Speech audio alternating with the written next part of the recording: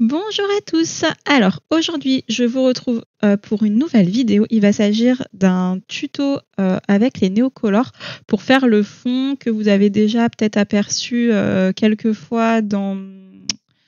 J'ai fait un live avec Camille sur sa chaîne Camille Coloriage, donc je coloriais ça. Et on m'avait demandé justement pour faire le fond et j'avais dit que justement j'avais filmé, donc ça tombait bien. Donc j'ai filmé, je vais vous montrer le fond.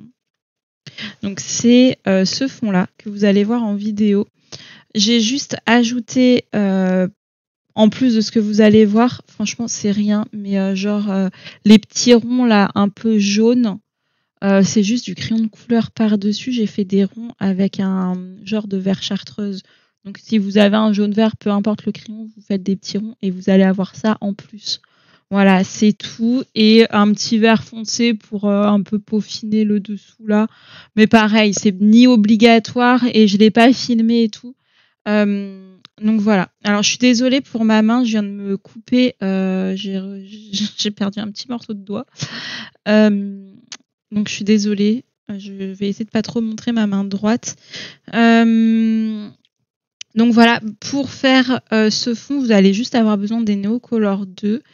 J'ai utilisé de mémoire du vert tilleul, du blanc, du jade, du vert turquoise et du vert malachite et du vert anglais français. Après, de toute façon, je le mets à l'écran, mais si vous voulez préparer les couleurs en avance pour pouvoir suivre en même temps, donc je vous l'ai redit, vert tilleul, blanc, jade, vert turquoise, vert malachite et vert anglais français. Vert anglais foncé. Pas français. Pardon, vert anglais foncé. Voilà, ça c'est pour le bas. Donc voilà, si vous voulez vous préparer, il y a juste besoin de ça et puis d'un pinceau à réservoir d'eau ou d'un pinceau avec de l'eau. Moi, j'ai utilisé juste un pinceau avec de l'eau. Donc voilà pour la petite intro et puis je vois que j'ai que ça à dire, hein, rien de plus. Donc je vais tout de suite vous montrer le speed coloring commenté. Alors on commence avec le vert tilleul et on vient placer des petits ronds de différentes tailles là où vous le souhaitez. Donc là moi je fais autour des étoiles et puis des petits ronds qui sont déjà dessinés et j'en rajoute un petit peu plus loin. Ensuite, je prends le blanc et je viens mettre du blanc par-dessus le vert tilleul. Ça va permettre de le pâlir et de faire un petit peu plus lumineux.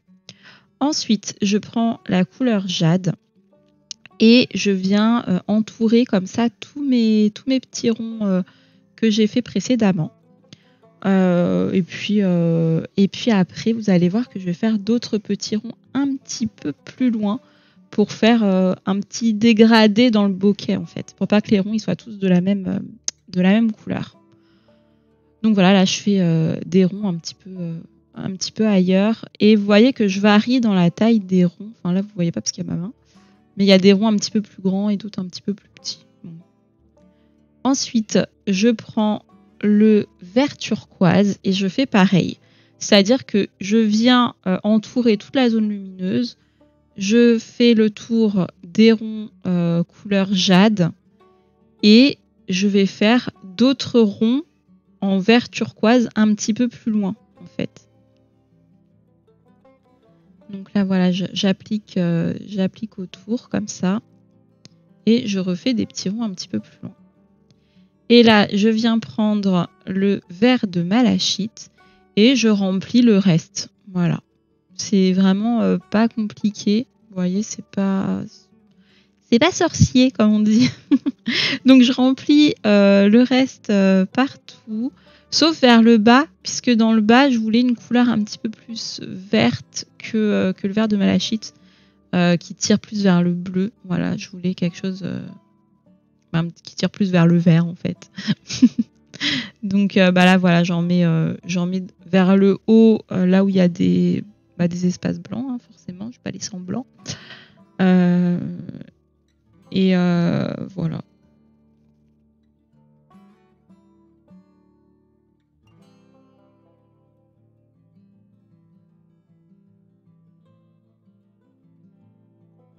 là, je prends le verre de malachite et je remplis tous les espaces libres qu'il y avait dans le bas du coloriage.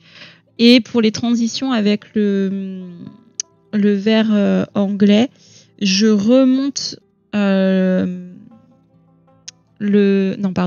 le vert anglais foncé, donc celui la couleur du bas, je remonte un petit peu dans la couleur un petit peu plus bleutée pour que les transitions se fassent beaucoup plus facilement. Voilà, faut pas hésiter à superposer aussi les couches de néocolor ou d'aquarellable. Ça aide en fait pour faire les dégradés si vous le faites en avance, même si on peut le faire que au pinceau, ça aide de superposer avant en fait.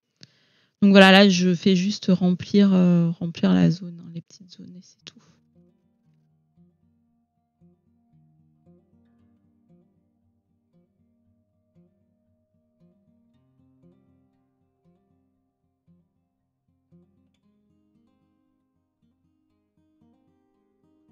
Voilà, donc là je viens prendre mon pinceau avec de l'eau, voilà, et je viens aquareller tout simplement. Alors, pour aquareller sans avoir trop de traces, en fait vous voyez que je rince souvent mon pinceau pour pas que les couleurs soient trop contaminées par les autres.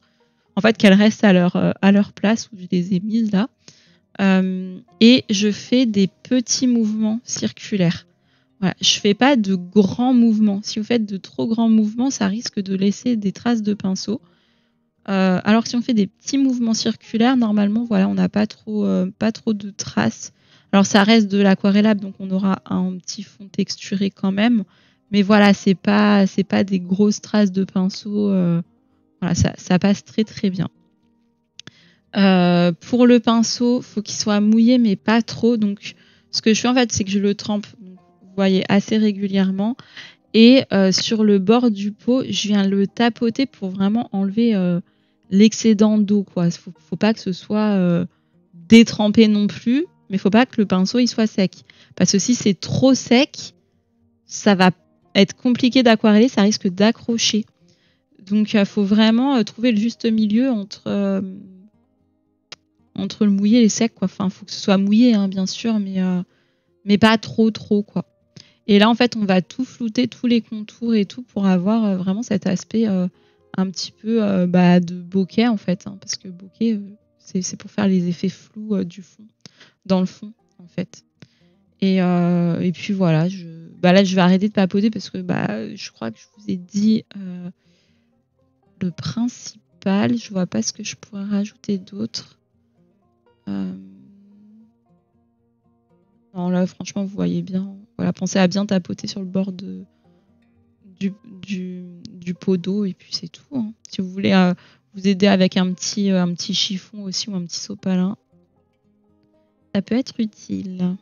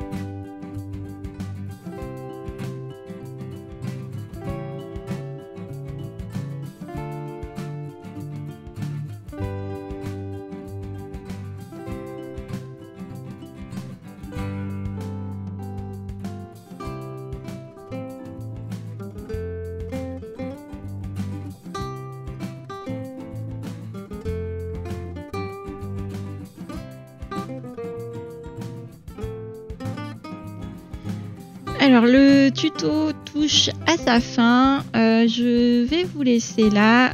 Comme vous voyez, c'est vraiment pas un fond compliqué. Je pense qu'avec un petit peu d'entraînement, tout le monde peut y arriver. Si jamais vous avez peur de vous lancer comme ça directement sur un colo, n'hésitez pas à faire ça sur une feuille à part, hein. Alors, évitez la feuille d'imprimante parce que ça risque de vous dégoûter en vous disant que vous n'y arrivez pas, mais en fait, ce sera la faute du papier. Prenez quand même un papier qui ressemble à un papier de livre de colo, quoi. Parce que c'est ce qui sera le plus proche pour le faire après sur un de vos coloriages. Quoi d'autre? C'est tout, hein. Je pense que j'ai tout dit. N'hésitez pas si vous avez des questions, voilà, n'hésitez pas en commentaire, hein, s'il y a des questions, si j'ai pas été bien claire. Voilà, et puis voilà, j'espère que cette petite vidéo vous a plu. Voilà, c'est un petit tuto que je trouve assez sympa. Et puis n'hésitez pas aussi, si vous le refaites, à me taguer que je puisse voir vos résultats. Et puis vous pouvez aussi faire ça avec d'autres couleurs, hein, ça marche très bien. Prenez juste des couleurs qui sont assez proches dans la roue chromatique et une couleur claire et foncée, donc le clair pour la lumière. Voilà. Bon, sur ce, moi, je vous laisse et je vous dis à bientôt dans une prochaine vidéo. Bye bye!